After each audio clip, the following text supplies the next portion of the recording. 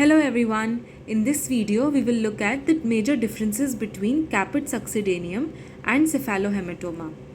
Now both of these conditions are seen in newborns and it is seen as a swelling in the layers of the scalp or in the head. Okay, now in this video we will look at the major differences between these two. Now in Caput succedeneum, as you can see the word edenium, it's a soft tissue edema, and edema means a collection of fluid. So it will be a collection of fluid between the layers of the scalp. That is what Caput succedeneum is, edema within the layers of the scalp. Whereas in cephalohematoma, we will have a collection of blood which is present between the periosteum layer and the skull bone.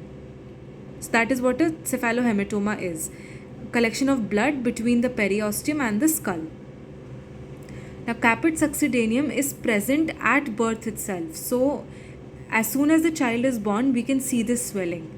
But a cephalohematoma presents hours after birth. It takes a little time to develop. Caput succedeneum disappears within 48 hours. So it's a very short-lived swelling. It will be present at birth, appears at birth and disappears within 48 hours or maximum by 4 days.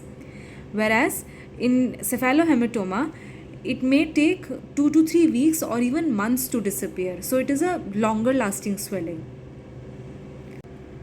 Caput succedeneum is caused by prolonged labor and molding when the fetal head passes through the birth canal. So when the fetal head passes through this narrow birth canal, there is molding which leads to venous stasis in the veins of the scalp, and this stasis leads to extravasation of fluid. As you can see in this image, this is the scalp layer, the outermost layer. Below that we have the periosteal layer, and below that we have this bone. Now when the fetal head passes through the narrow birth canal, the scalp veins, the veins present in the scalp will have a stasis because of the narrowness of the birth canal, and that will lead to extravasation of fluid from the veins, leading to collection of this edematous fluid in the scalp. Whereas cephalohematoma happens due to instrumental deliveries.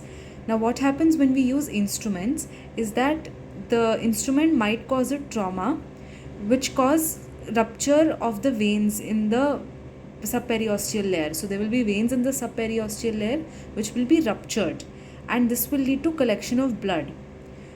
So in Caput succedeneum there was venous stasis which leads to fluid extravasation, and in cephalohematoma there is trauma which causes rupture of the veins and collection of blood. As you can see in this diagram as well, this is the scalp, this is the periosteal layer, and this is the bone.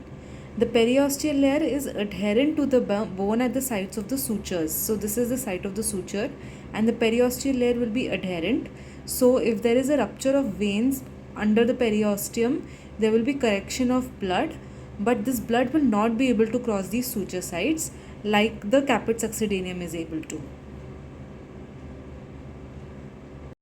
Now as I mentioned, Caput succedeneum is able to cross suture lines and it has poorly defined borders, whereas the cephalohematoma is not able to cross suture lines as the periosteal layer is adherent to the bone.